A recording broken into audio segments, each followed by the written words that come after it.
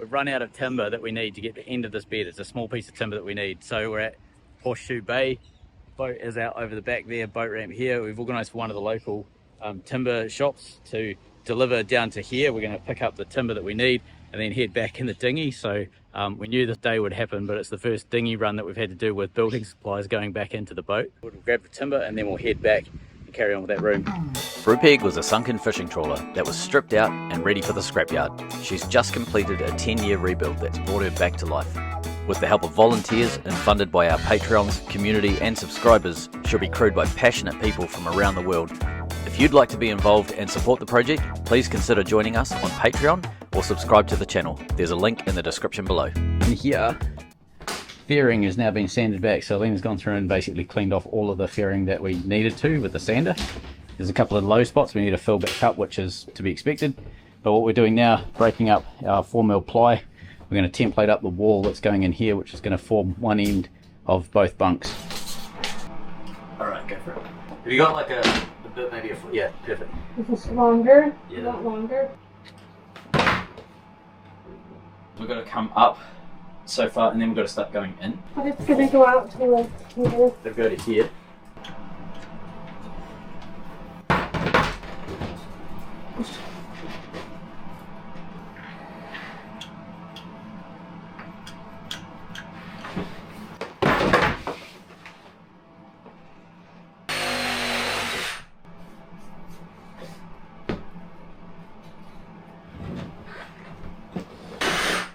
So it will be, the bed base will be there.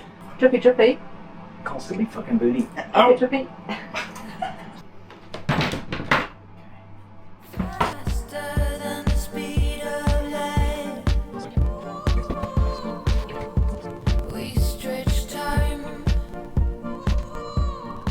Now comes the fun bit of trying to get this out in one piece without breaking it. Nice.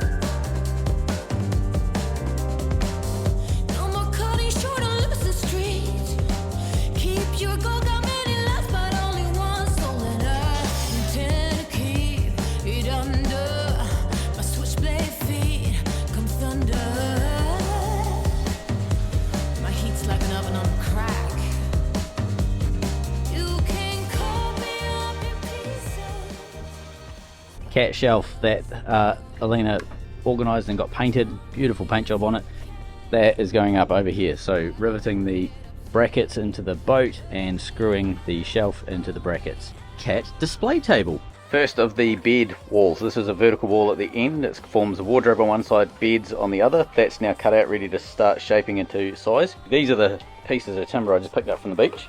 3 of them. So they're 30 by 30 pre-primed pine. That's going down here.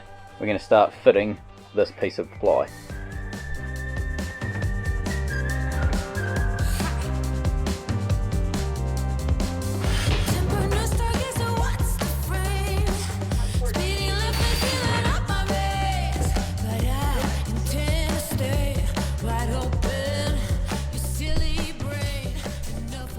What I need to do is cut this corner at a funny angle so they join sort of neatly. I don't know what that is yet.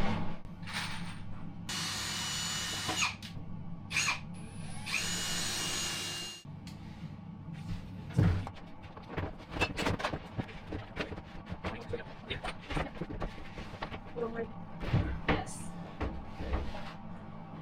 That's great. That's amazing.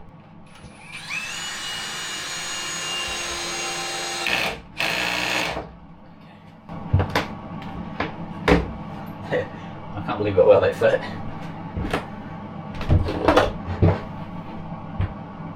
That's fantastic. Didn't think we were going to get it that good first try. Alright, cool. Gosh, that looks very small, doesn't it? Yeah, it does. I mean, I would fit just fine, but... Yeah. Okay. Yeah, weird. 10 centimetres shorter than a standard. Okay, that's not going to fly. You mean like we have to move it? Let's come back. Yeah, tight fitters. That is beautiful. That's her. Gosh, you guys have done a great job. That's her template. That is amazing. That's that not is me. amazing. Wow. So we have to shorten it a bit because it comes over there. So we'll Okay. shave like 2 centimetres off there. Yeah. Wow. But what we've realised is if we stick to this rib, which was the original plan, if we stick to this rib, we're too short by 10 centimetres. Yeah. So That's not short. if you go there, so this is 176, Yeah. and a single bed is 188, so it's there. We need to gain like 100 mil. We need to come out to here something. Yeah.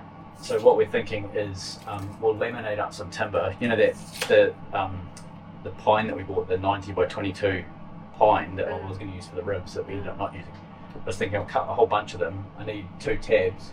Because if you look up there, you've got one tab there, and then on the other side of the pipe, you've got another tab on this plywood. Yeah. We'll laminate up 5 that are 200 long, glue them all together tonight, and then bolt them into here in the morning, and then we can move this back 100 mil and screw it into the timber, so it's still connected to a rib, but it's back 100 mil. It's amazing fit. It's so good. Yeah, it's nice. Just a little bit to take out. Yeah.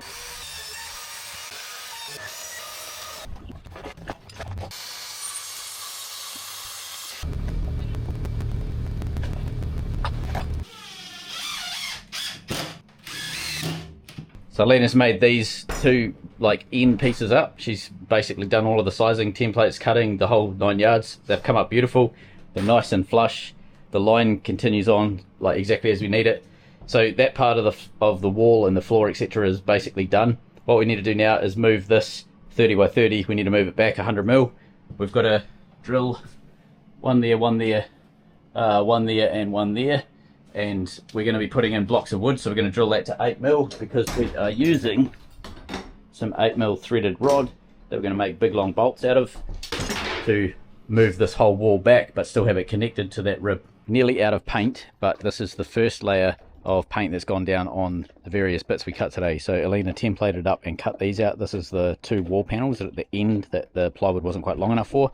These go underneath the floor and basically help align these to the plywood. This is the vertical wall that you saw us basically size up, cut out, size up, etc., fit into the wall today. This has to be a really beautiful finish. So as you can see, it's a wee bit scabby. So that gets Jodomastic 90 on it. Then we go through with any fairing, and fill in any sort of dimples and bad crappy bits and give it a nice good sand and get it nice and smooth. And then we'll radius all the edges off with the 1/2 inch router bit. But this should come up pretty awesome when we're finished. Actually, come my way.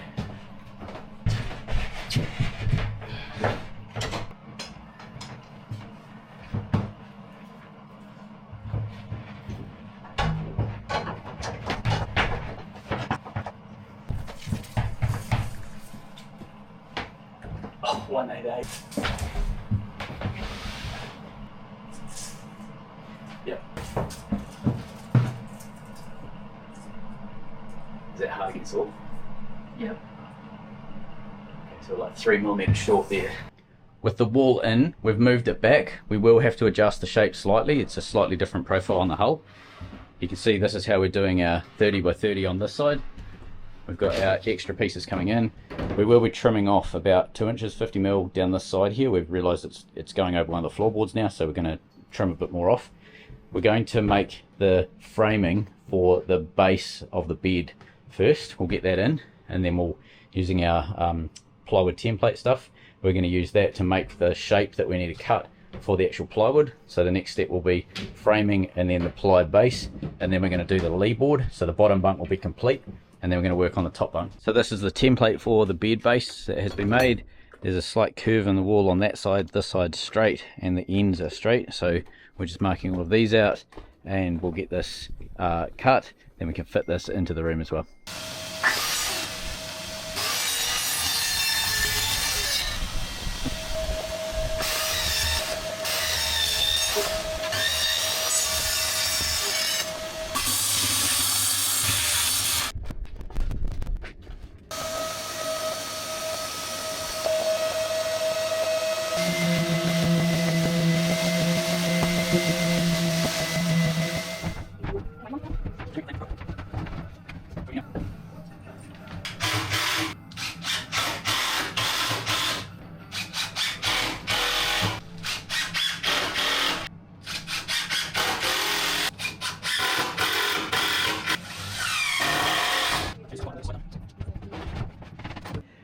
Right, we've just had about a 3-hour conference on layout in this room, and I think we've come up with a pretty awesome idea. So we're going to do a leeboard that's going to sort of dip down in the middle. Jess wants to do 2 openings in here, so we're going to cut 2 storage openings down the bottom. The leeboard itself will have basically an area here where you can sit. At the far end we're going to have floor to ceiling cupboards that'll be split in the middle, so we'll have 2 cupboards like person 1, person 2, because we've got bunk 1, bunk 2. On this side of the room here, we're going to have a desk that folds down from the wall, so you can sit on the bed just here and you'll be able to work on the desk. And so we've got the storage split into 2 as well, so we're going to put a divider down there, so we'll have 1 storage area at the back and the second storage area here. So one is sort of bigger, wider and deeper, this one is longer and skinny but off to the side. And then over the back we'll also do multiple person storage over the back in the wardrobe. But for now, time to build the leeboard. Alina's going to template up the divider that goes between 2 storage areas, and I'm going to work on the leeboard on this side.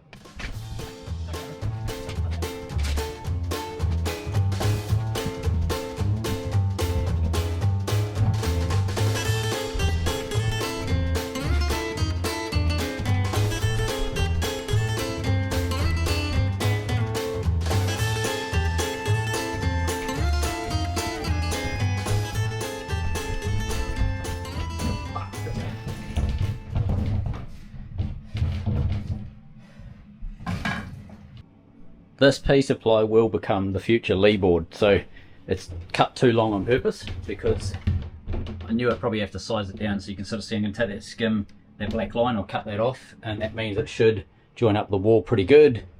And then once I know that, I'll be able to mark a line down the inside here and figure out what the right length is to slide that in perfectly. It's a straight cut on the bottom, so I'll just use the edge of the ply, so it should be pretty good to the floor all the way along.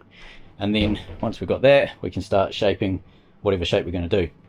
The mattress itself is 200mm thick, so what's that, 8 inches. It's quite a thick mattress, nice and comfy. We're doing that on the bottom on purpose, so we're going to allow 200mm above the mattress, so it'll be 400mm high leeboard. And then we're going to drop down so it's 50mm off the bed base, so the mattress can't fall out, but when you're sitting like on here, you don't end up with a leeboard jabbing into under your knees there. So let's get this cut and we'll get it fit back in. There we go, cut to size. It seems very high, but it won't be when it's finished. It will make sense. Lovely. Oh, it's not quite as snug as I was expecting it to be. We've marked everything out. So this is going to be our leeboard dip here, and the mattress comes to there, so you'll be able to actually physically see the mattress, and that's the base. We're going to cut these 2 squares out, but we're going to be radiusing the corners, so we've got these in there so that we get a nice lovely wee radius. And then at the far end here we're leaving this as a box section because we're going to be putting a floor to ceiling cupboard there, so that'll all get blanked off. A little trick when you want to cut a radius like this, put a 45 into the corner just with your square, and then get the hole saw that you want to use as your radius and line that up on both edges, and see that you've done a complete balls up on the 45. You're nowhere near where it should be, so ignore the 45 at that point, and then you drill a hole right down the center of that. You can eyeball it and it'll get good enough so that when you put all your center in and drill this hole saw, it'll line up to the 2 black lines that it needs to.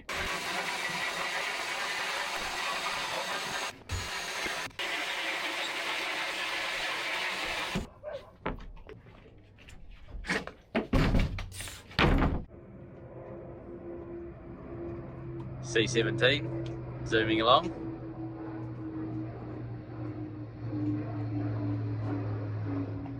No, I tell a lie, it's got propellers. That has to be something totally different. It's not a Hercules. I don't know, A400 or whatever the Airboss thing is. A new dawn, a new day. Down here, Alina is sanding. So, let's get some light on the situation. This is the second sand of the room. We've primed everything with an epoxy primer, and we've put epoxy fairing compound on all of the joins and like screw holes and things like that, so that it's really smooth and lovely. We've gone through and done the first coat of all of that, and we've sanded it already. What is being sanded right now is essentially the skim over top of everything else that we missed. So there's obviously always going to be bits you miss on the first time around.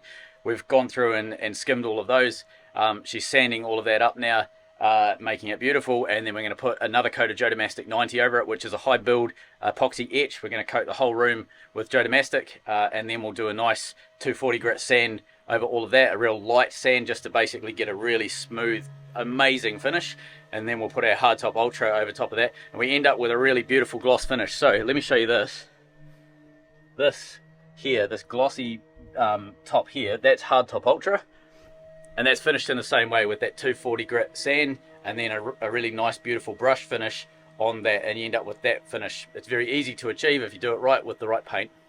After a few days on anchor at Magnetic Island, while Damien and Alina keep working on the cabin, we head back to Townsville Marina so we can access shops, food, paint, and pick up Duncan for the trip north.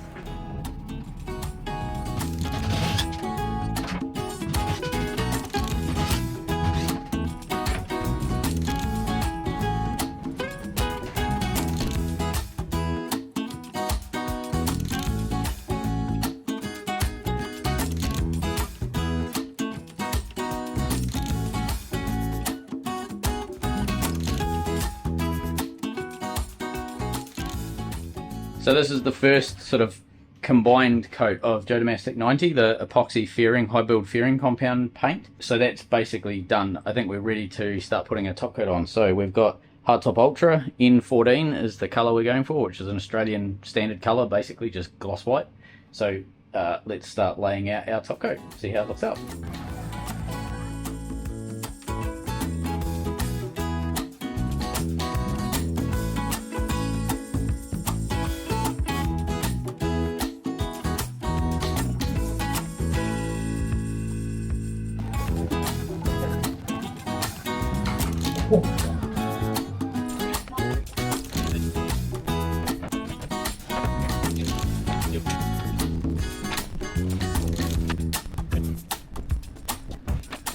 So in the right corner we have Alina with her sander, and she's going to get these panels awesome. So we're going to give this a pre-sand before we paint it. So we're going to give it a 100 grit scuff just to get rid of all this fluff. You might be able to see that stuff there because this is a D grade face, so it's not great. So give it a quick sand and it makes it nice. We're also going to sand this one here, do exactly the same before we put the Jodomastic on. Flip this over once it's sanded and do the other side, which has already had a single coat. That's why it's white. So that's going to be pretty easy, nice job to do. And then while that's happening, I'm on this one. I'm going to do exactly the same. I'm going to router up all these edges because you can see we've done the hole saw, but that we need to join the straight with the hole saw edge, etc., and then round these corners off and so on, and just basically generally make this really, really tidy. And we're going to router a radius on all of these edges here, all of these ones around there, etc. So sanding first, routing, and then a face sand.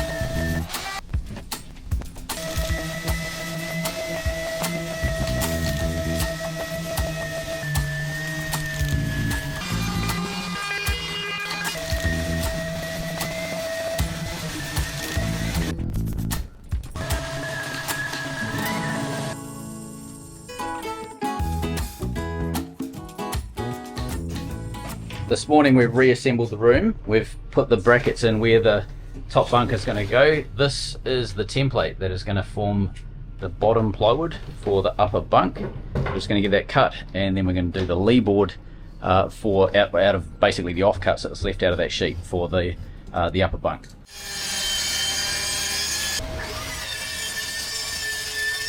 Using the track tool like this, we're able to get some really nice clean edges, which is nice with plywood because you've got grains going in multiple directions. It's sometimes hard to get a really decent sort of finish on the edge of your cut.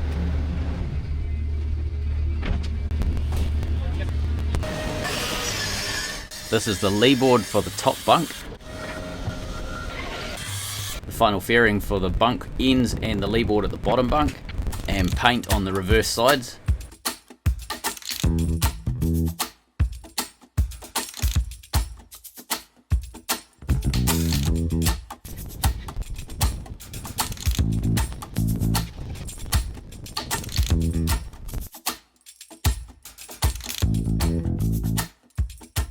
The last of the high build Joe Domestic 90 is going on this panel so that we can start putting top coat on in a few hours. Out the back, a new day. We've got very still harbour at the back. Alina is sanding off the various things she painted yesterday. So we've gone through and put fairing compound and Joe Domestic 90 over pretty much everything. So that's happening. Jenny's on because the batteries are on 27. Virtually no solar, overcast today. This one here has been faired, and that side doesn't need to be faired actually because it's not visible. These ones will be faired on both sides because they're going to be visible on both sides, so that's my job now, is go through and put some fairing compound in those. Offcuts, we'll have to deal with them. We're probably going to cut them up into shelving. Some random ones we might be able to get some shelves out, but probably we'll just get chopped up and put in the bin, and then a good tidy up of everything. So Alina's been doing some collecting. We've got a whole bunch of random stuff that's come out of the water, a heap of recycling, and then a heap of net, a lot of net actually, that's come out of the sea. So that's pretty cool. And that bin is about a third full of rubbish. So I don't know how many kgs she's pulled out so far, but it's a fair bit. More sanding, and out here we've gone through with a second layer of fairing compound. So there was tiny little scratches and so on in the plywood from the grain basically being ripped out when they made this sheet. We're going to fair all of that out, so that's why we've got big swathes of fairing compound just smeared over this, and that'll get sanded off to be a beautiful smooth finish. So waiting for that to dry. That's actually relatively fast. That'll probably dry in about 2 hours. By that time we'll be starting to paint some of this stuff here. So first coat will be a thin layer of Joe Domestic 90, a couple hours later first top coat, and then second coat a few hours after that.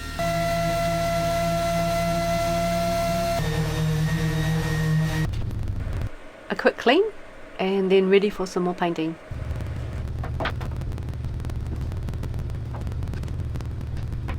Time for paint. The hard work of sanding has been done. So this is Joe Domestic 90, another coat of high build primer. So you can see we're putting on a really thin coat basically. We don't need it to be high build anymore, we just need it to coat the wood. So any of this bare steel, any of this bare timber basically has to be sealed up with the epoxy.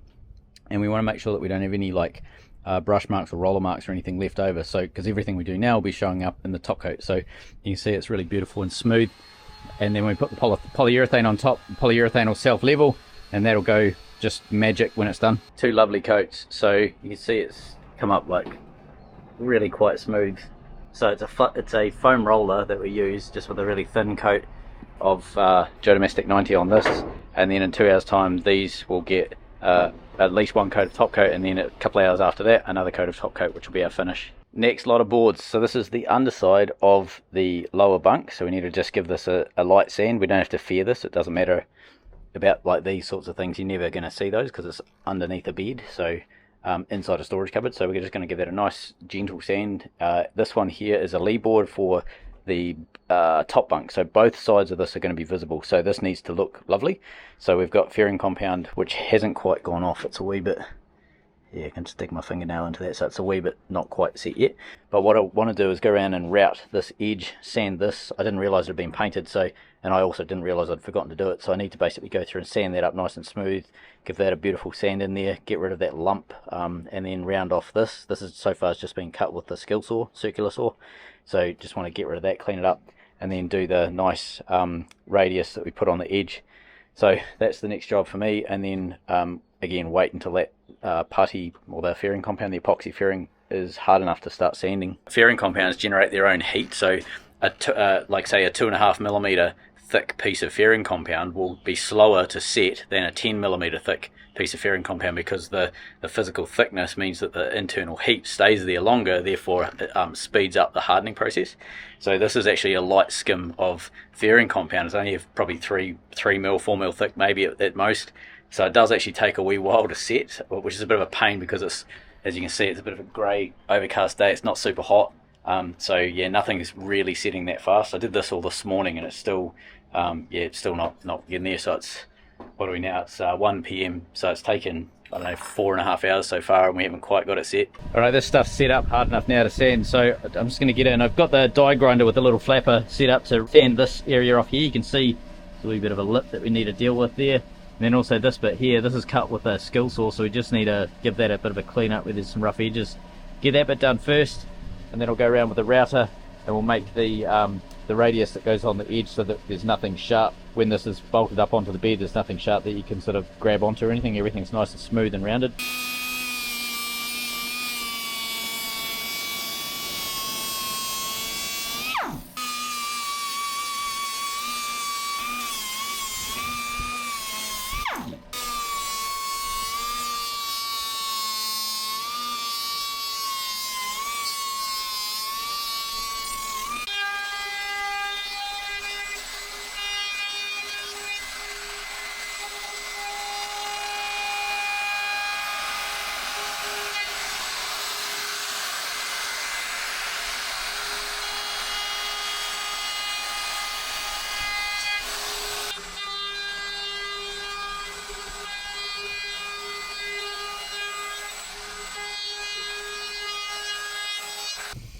Got quite a lot going on. Jess is organising stuff that's going up to the various bins. She's cleaned out the back deck. That's looking pretty tidy now after all of the dust and chaos. You're getting there, eh? Yeah, we are. Lena has got top coat. This is the first top coat going on a bunch of different parts. So we got our little divider that goes under the bottom of the bottom bed. This is the underside of the bottom bed. Up the top, there's a couple of boards that have been painted. This is the vertical wall, the wardrobe vertical wall, and that's the leeboard for the bottom bunk. They've had their first top coat on one side, so we're going to bring them all the way up to the finished top coat, and then we're going to flip them over and start. You can see this bare wood, so we're going to start Joe Domestic, top coat, etc. on this side once the other side's finished. While that's happening, I'm on to the last panel. This is the that's the leeboard for the top bunk. This is the bottom of the top bunk, so we've got to sand and fear both sides. So we've got the dry fairing compound now, so we need to sand that. Last thing in the day, next top coat is going on up top, and these are now fully sanded both sides, so this is getting a thin coat of Joe Domestic 90 so that we can then start top coating them pretty soon after that.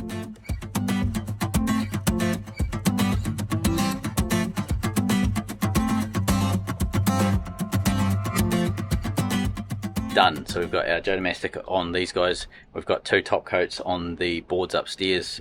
There's 2 on the one out on the dock there. Tomorrow we just need to flip these over and start do a single coat of Joe Domestic first thing in the morning, and then start building up with our top coats, and we're almost ready to start assembling the room. Quite possibly the last time we need to use the sprinkler system in order to fill Brupeg with water. We're heading off to Cairns in the morning. Got a lot going on the boat this morning. We're about to leave to head up to Cairns, which is 170 miles from where we are right now, heading north. We're in Townsville, heading up to Cairns, and this morning Duncan arrived on the boat. Hello! G'day! So Dunk's here doing autopilot and brunette. The new brunette going in, so that's actually running right now. Nice. Just doing a few IP configurations, but that screens with the new brunette. So Whoop whoop. power is up. We'll try the engine a bit later on today. So that's the desktop version, and as soon as we're happy with that, we'll take the panel down and we'll swap out the poor old Raspberry Pi. It's done so well for so long, but we are putting this NUC, the NUC, in instead, and we'll give it a test run live tomorrow afternoon. Nice. So now that we know that the hydraulics are working on the autopilot, we've got the software side of things to resolve. So we're slowly eliminating pieces that might have been the reason why it wasn't working, and Dunk's going to be doing the software side of things. He's also done a bunch of 3D prints, so door jambs. We've got new dividers for our winch out the back for the dinghy. Alina is out the back. We are about to do a Joe Domestic 90 paint on the boards, and safety and Q&R is overseeing everything.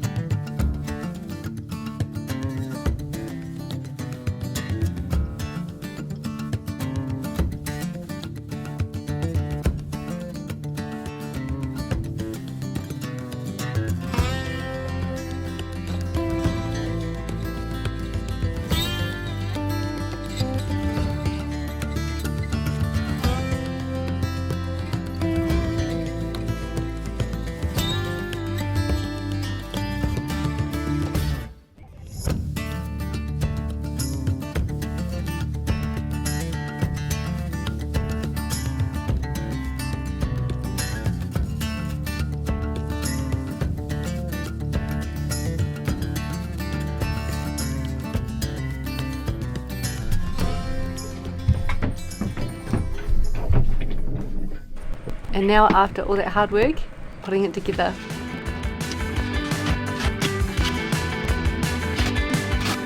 I got nothing more to lose. Recover your eyes, this one's for you. They say you have to live to learn. Maybe that's why I crash and burn. I got news for you.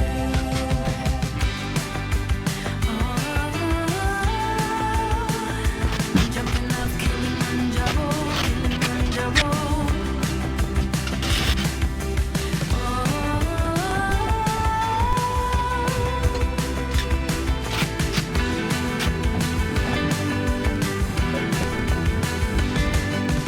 Listen to my drum as I bang.